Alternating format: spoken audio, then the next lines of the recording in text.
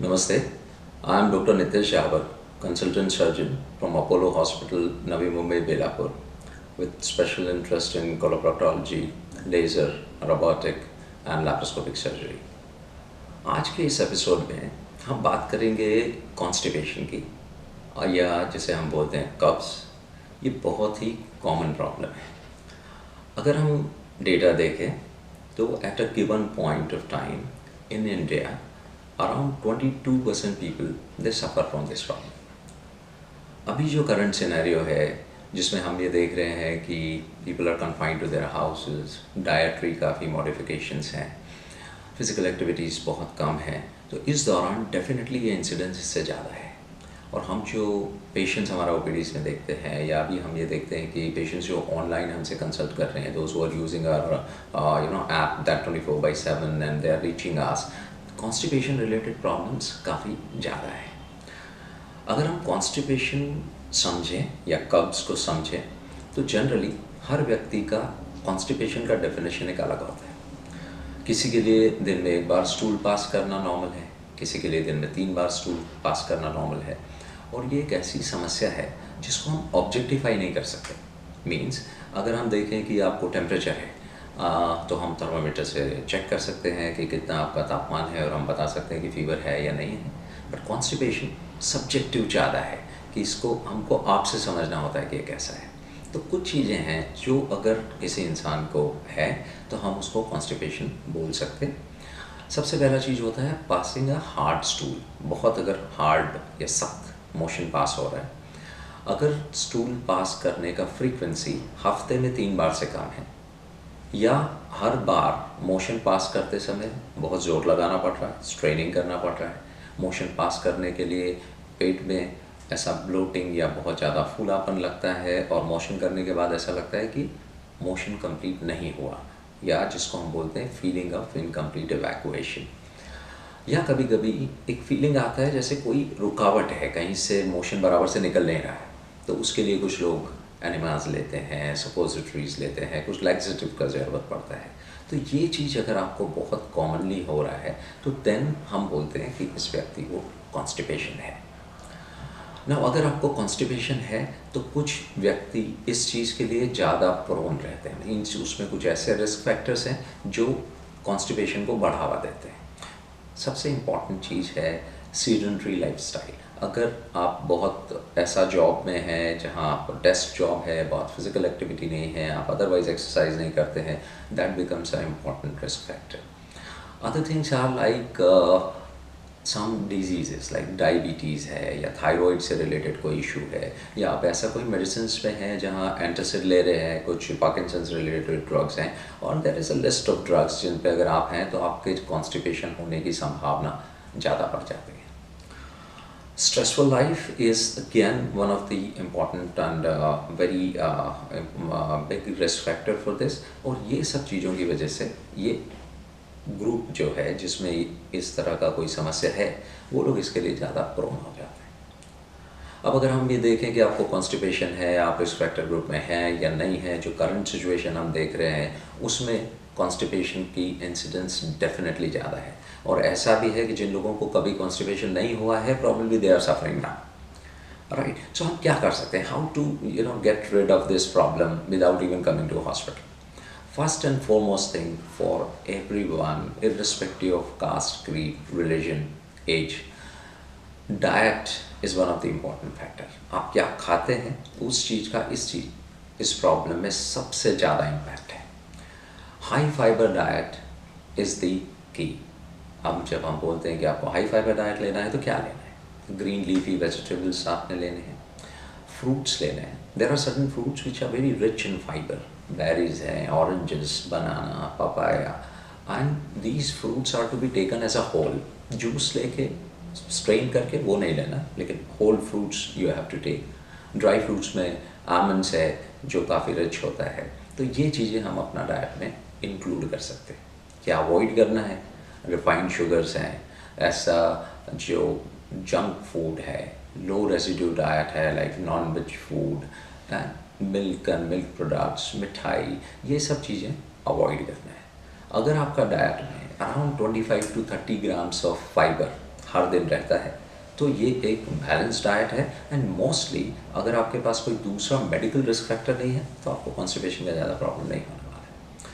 लेकिन हम सिर्फ फाइबर ले रहे हैं और अगर आपका वाटर इनटेक कम है then it will be counterproductive. आप फाइबर लेंगे लेकिन पानी कम होने की वजह से स्टूल हार्ड हो जाएगा। तो वाटर इनटेक कितना होना चाहिए? एक मोटा रूल जो हम फॉलो करते हैं कि for every 20 kg of your body weight आप 1 लीटर पानी दे सकते हैं। So accordingly you can titrate. थोड़ा सा हम मोशन का कंसिस्टेंसी देख के भी इसको कम और ज़्यादा कर सकते हैं। ज़रूरी नहीं है कि हम एक फिक्स क्वांटिटी रखें और उसके हिसाब से ही हमारा वाटर इंटेक रखें, बिकॉज कभी ये हो सकता है कि you are taking too much और टू लेस। अभी आप फाइबर ले रहे हैं बट आप एक्सरसाइज भी कर रहे हैं, definitely your water requirement will go up. तो ये चीज़ एक ध्यान में रखने का ज़रूरत है। थर्ड इम्पॉर्टेंट चीज़ इज़ एक्सरसाइज। किसी भी फॉर्म में, किसी भी तरीके का physical activity, whether it is walk, cycling, running, jogging, gym, yoga, whatever suits you. Now at this time when I am talking about this, बाहर नहीं जा सकते हैं, you are mostly home bound. वहाँ हम क्या कर सकते हैं? स्टेशनरी बाइकिंग है, you can do rope skipping और you can do yoga at home. And the best thing to do is, like we call about this one particular asana, we call it Surya Namaskar. This is one of the best thing to do for this. The other one is called as a Bhujangasana, and there are these asanas which are available online. You can actually see how to do it and you can do it in comfort of your home. So it is, again, as I'm re-emphasizing, we always have an excuse why we can't do it, but if you do this, even today, in this lockdown period, you can do it. Other thing is rest. Like when at one spectrum or the one end, we talk about doing activities, and at the same time, we're talking about giving rest to your body also. So important is to have a good sleep. 6 to 8 hours का एक uninterrupted sleep is very good. We always say there is a gut, body and mind connection. All these three things are to be in sync to have a good activity of your gut. So if you are stressed out or otherwise, the stress can be due to many reasons. Now right now we have a collective stress of some ongoing this COVID crisis going on, and that is affecting all of us. That time, if you can do something like meditation or something, this is definitely going to help you. So this is kind of a complete thing which you can follow. अभी इसके अलावा हम क्या कर सकते हैं? इसके अलावा क्या है कि अगर हम बिज़ी हैं तो जनरली हम मोशन जाना अवॉइड कर देते हैं। जब ये इंपॉर्टेंट मीटिंग है, अभी एक इम्पॉर्टेंट, अभी बहुत लोग they are doing work from home, तो अभी ऐसा लगता है कि थोड़ी देर अवॉइड करते हैं मोशन, तो हम कभी भी जा सकते हैं, you're in comfort of your home. The same thing लोग करते हैं जब वो जॉब पे जा रहे हैं, अगर सुविधा ऐसा नहीं है कि वो जाके अभी मोशन कर सके तो एक उसको पोस्टपोन करते रहते हैं। We call it a habitual constipation. Once this sets in then it becomes difficult to treat it, because it's not a disease. आपने अपने ऊपर कोई चीज़ इम्पोज कर लिया है, तो आपको हमने सिखाना होता है to come back to your normal routine. So एक हैबिचुअल कॉन्स्टिपेशन जो एक क्लास है उसको आप खुद अवॉइड कर सकते हो by not postponing this. Now the next thing is that sitting on the this thing toilet for a long time, in the closet you're sitting for a long time. So avoid doing that, because if you are sitting there, your body is used to wearing down. ये कैसे होता है? जैसे हम car चलाते हैं, शुरू में जब हम कार सीखते हैं हमने क्लच भी चेंज करना है, दबाना है, हमने गियर भी चेंज करना है, हमने स्पीड का भी ध्यान रखना है। लेकिन एक बार जब हमने वो कार चलाना सीख लिया तो ये कंडीशन रिफ्लेक्स हो जाता है। तो जब हम मोशन पास करने के लिए बैठेंगे, अगर हम मोशन नहीं भी पास कर रहे हैं तो हमारा बॉडी जो है वो बेयरिंग डाउन करता रहता है, और ये जो स्ट्रेन है जो आपको अननोइंगली लोअर एंड पे लग रहा है, उसकी वजह से बाद में पाइल्स और दूसरी समस्याएं जो इससे रिलेटेड है वो आपको आ सकती हैं। Now last thing is the over use of laxatives and self medication. एक नॉर्मल टेंडेंसी है कि अभी कॉन्स्टिपेशन तो बहुत कॉमन है, आप किसी को बात करेंगे कोई ट्रीटमेंट डेफिनेटली वो एडवाइस करेंगे, या आप कहीं ओवर द काउंटर कुछ ड्रग्स देखते हैं, या आप सोचते हैं कि चून हम ले लें तो इससे फ़ायदा हो सकता है। कोई भी लैक्सेटिव्स या कोई भी इस तरह का सेल्फ मेडिकेशन का चीज़ आपने 1 या 2 हफ्ते से ज़्यादा नहीं लेना है।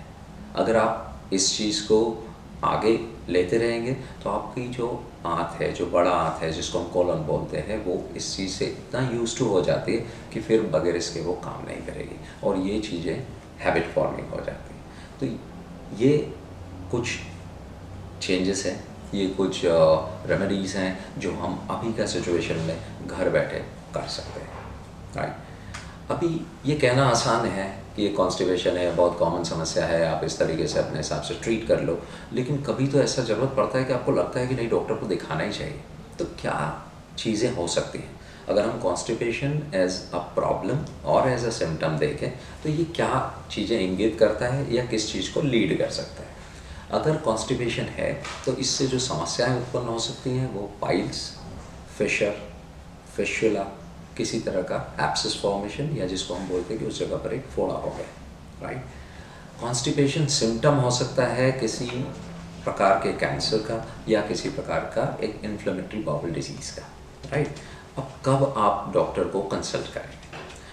अगर ब्लीडिंग बहुत ज़्यादा है, अगर पेन बहुत ज़्यादा है, अगर मोशन करते समय आपको कोई चीज़ बाहर आ जाता है जो या तो अंदर नहीं जा रहा है या उसको पुश करना बहुत डिफ़िकल्ट है और फिर वो अंदर जा रहा है, इसके अलावा अगर कोई पस कलेक्शन हुआ है जिससे आपको फीवर आ रहा है, तो आपने डॉक्टर को कंसल्ट करना है। कुछ ऐसे सिम्टम्स हैं जो अगर कॉन्स्टिपेशन के साथ एसोसिएटेड हैं तो हमको उसको और सीरियसली लेना है, कि अगर स्टूल का रंग थोड़ा काला हो गया है, या अगर स्टूल में ऐसा एक स्टिकी म्यूकस जिसको हम आंव बोलते हैं उस तरह का कोई चीज़ आना शुरू हो गया है, आपका जो बाउल का हैबिट्स हैं, पहले आप 2 बार जाते थे अब 3 बार जाना पड़ रहा है, या किसी भी तरह का उसमें कुछ चेंज आ गया है, या सडन वेट लॉस हो रहा है, या खून का कमी हो रहा है लेकिन वजह नहीं पता लग रहा है, या आपका फैमिली में कैंसर का हिस्ट्री है, तो ये 5 चीज़ें रेड फ्लैग साइंस कहलाते हैं जिसका आपको ध्यान रखना है। अगर कॉन्स्टिपेशन के साथ ये सब समस्याएं हो रही हैं तो फिर आपको ज़रूरी है कि आप किसी डॉक्टर को जाके मिलें। नाउ अगर हम ओवरऑल इन सब चीज़ों को अपने दिमाग में एसिमुलेट करें, एक बीमारी को, एक सिम्टम को हम समझने की कोशिश करें, तो कॉमन सेंस है कि हम ये अपने दिमाग में कम से कम डिसाइड करके स्क्रीन कर सकते हैं कि कब हमको डॉक्टर की ज़रूरत पड़ेगी। अब अपोलो में एक सुविधा है कि आप बिफोर कमिंग टू हॉस्पिटल आप हमसे 24/7 जो ऐप है उस पर कंसल्ट कर सकते हैं और आप 1 to 1 बात करके ये डिसाइड कर सकते हैं कि क्या कोई ट्रीटमेंट ऐसा है जो हम आपको सजेस्ट करें, जो अभी आप शुरू कर दें और आपकी समस्या ख़त्म हो जाए। और जब पूरा नॉर्मल सी जब आ जाएगा, जिस तरह की एक्टिविटीज़ फिर से शुरू हो जाएंगी, लॉकडाउन ख़त्म हो जाएगा, तब आप हॉस्पिटल में आके हमको मिल सकते हैं। आप हमको इवन क्लिनिकल फोटोग्राफ्स भेज सकते हैं जिसमें हम आपको एक बेहतर आउटकम दे सकते हैं। सेकंड ऑप्शन ये है कि अगर उस तरीके से हमको अप्रोच करने के बाद हमें ये लगता है कि हमको आपको यहाँ बुला के एक बार बात करना चाहिए, या हमने क्लिनिकल एग्जामिनेशन करना चाहिए, या हो सकता है सिर्फ क्लिनिकल एग्जामिनेशन के अलावा भी आपको और कोई इन्वेस्टिगेशंस लग सकता है, किसी तरह का कुछ इमेजिंग लग सकता है, तो फिर उसके लिए हम आपको हॉस्पिटल में बुला के देख सकते हैं, राइट। अभी की सिचुएशन में जो कंट्री का जिस तरह का रिक्वायरमेंट है उसमें हमारा कंट्रीब्यूशन बहुत ज़रूरी है। अगर हम देखें कि कभी whenever there is a crisis, कोई वॉर सिचुएशन है, एक सिंपल सा चीज़, हमारी क्रिकेट टीम ही कहीं पे जाके खेल रही है और हम इन्वॉल्व होते हैं लेकिन हम उसमें कंट्रीब्यूट नहीं कर पाते हैं। आज जो हो रहा है वो अनफॉर्चुनेट है, बहुत दुर्भाग्यपूर्ण है, लेकिन आपके पास आज ये ताकत है कि आप अपने घरों में रह के और इस चीज़ में अपना कंट्रीब्यूशन दे सकते हैं। तो हम अपोलो ग्रुप की तरफ से आपसे ये अपील करते हैं कि अगर आपको ज़रूरी नहीं है तो अपने हॉस्पिटल में आने की बजाय हमारा जो 24/7 ऐप है वो यूज़ करना है। अगर कॉन्स्टिपेशन से रिलेटेड प्रॉब्लम है, जो डेफिनेटली हम जिस इंसिडेंट्स का बात कर रहे हैं उससे कहीं ज़्यादा है, तो आप पहला ये डिसाइड करिए कि आपको यहाँ आने की ज़रूरत है भी कि नहीं, और अगर नहीं है हम वैसे ट्रीट करेंगे। अगर लगता है कि आपको हमारा ओपिनियन ज़रूरी है, हमको आपको क्लिनिकल एग्जामिनेशन करना ज़रूरी है, तो definitely will call you. Thank you very much. नमस्ते।